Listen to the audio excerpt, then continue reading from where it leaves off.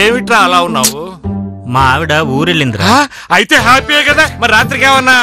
అది కాదురా, వాళ్ళ నాయనమ్మ చనిపోయిందిరా. వాళ్ళ నాయనమ్మ చనిపోయిందా? వాళ్ళ నాయనమ్మ అంటే నీకు అంత ఇష్టమా?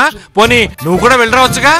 అది కాదు, ఆ పోయే ముసలిదేదో 4 రోజుల పాటు మంచాన పడి ఈ రోజా రేపా ఈ రోజా రేపా అని అంటూ పోవాలి గాని ఇలా సడన్ గా పోతే ఎలారా?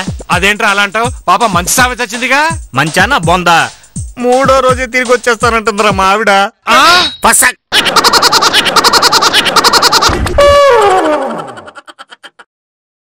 వదినా, నీకు ఈ విషయం తెలుసా? మన పక్కింటి Ramalakshmi bench car bumper offer వచ్చిందని తెగ తిప్పుకుంటూ తిరిగిందిగా. అవునుదినా, ఏమైంది? ఇవ్వలేదా? ఎందుకు ఇవ్వలేదు? ఇచ్చారు. కారు కాదు, బెంచ్ కార్ బంపర్.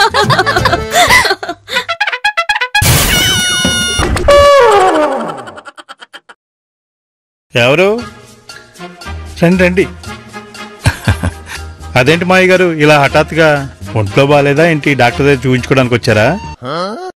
ఏం లేదు అల్లుడు, మొన్న మీ అత్తగారు ఇక్కడికి వచ్చి వెళ్ళారు కదా. అవును. అప్పటి నుంచి ఒకటే గోల. ఓ వారం రోజుల పాటు అల్లుడు గారింట్లోనే ఉండి అన్ని వంటలు బాగా నేర్చుకుని రాకూడదు అని.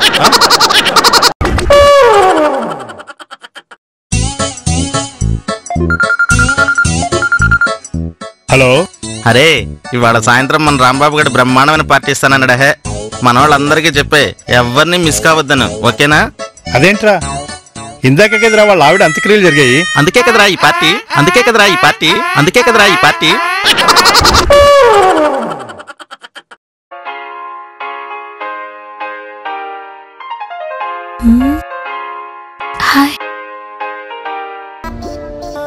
హాయ్. ఒకసారి మీ మొబైల్ ఇస్తారా? షూర్, తప్పకుండా.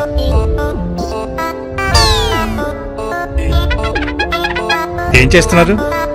గంట క్రితం నేను పెట్టిన పోస్టింగ్ కి ఎన్ని లైక్లు కామెంట్స్ వచ్చాయో చూస్తున్నా.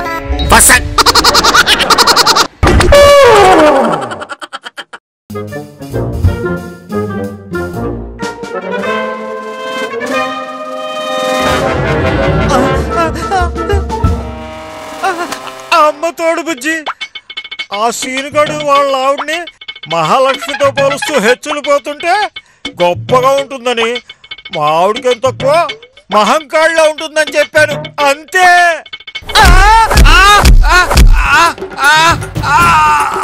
నిజం చెప్పు, ఆ సుధీర్ అన్నయ్య వాళ్ళ ఆవిడ మహాకాళితో పోలిస్తే నాకేం తక్కువని నన్ను చీప్ గా మహాలక్ష్మితో పోలుస్తావా?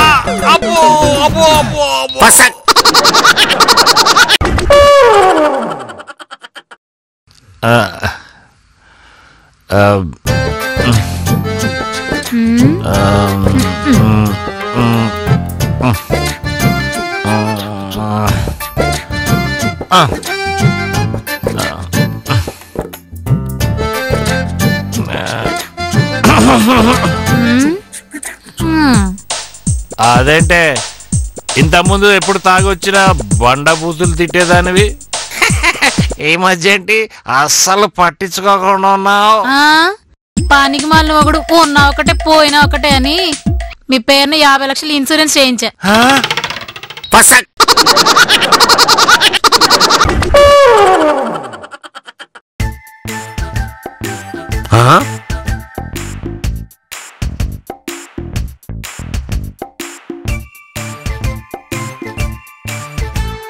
అదేమిట్రా, మా చెల్లాయికి ఒంట్లో బాగాలేదని మొన్నే హాస్పిటల్కి తీసుకెళ్ళి అన్నావు. అటు చూస్తే చకా పళ్ళని చేసేస్తోంది. అన్నయ్య గారు కాఫీ తీసుకో. ఏమ్మా, ఇప్పుడు నీ ఒంట్లో ఎలా ఉంటుంది? నాకేంటి అన్నయ్య గారు, చూస్తున్నారుగా, పెళ్ళైన కొత్తలో కంటే ఇప్పుడే చాలా హుషారుగా ఉన్నాను.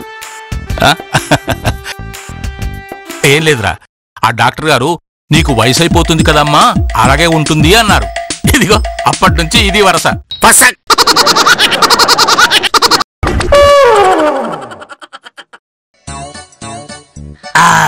ఎన్నాళ్ళకి నా పగ చల్లారింది. నిన్నటితో రామకృష్ణ గారి బతుకు తెల్లారింది. ఏం చేసావురా? కొంప తీసి వాడిని కూని చేసావా? పిచ్చోడా, నేనంత అమాయకుడిని అనుకుంటున్నావా?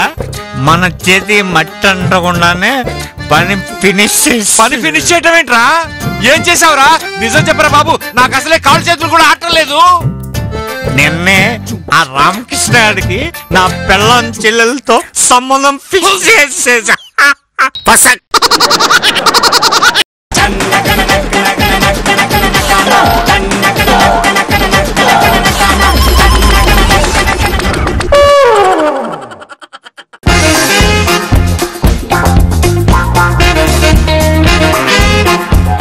మీ మా మనందరి ఫసక్ కామెడీ ఛానల్ లైక్ చేయండి, షేర్ చేయండి, సబ్స్క్రైబ్ చేయండి.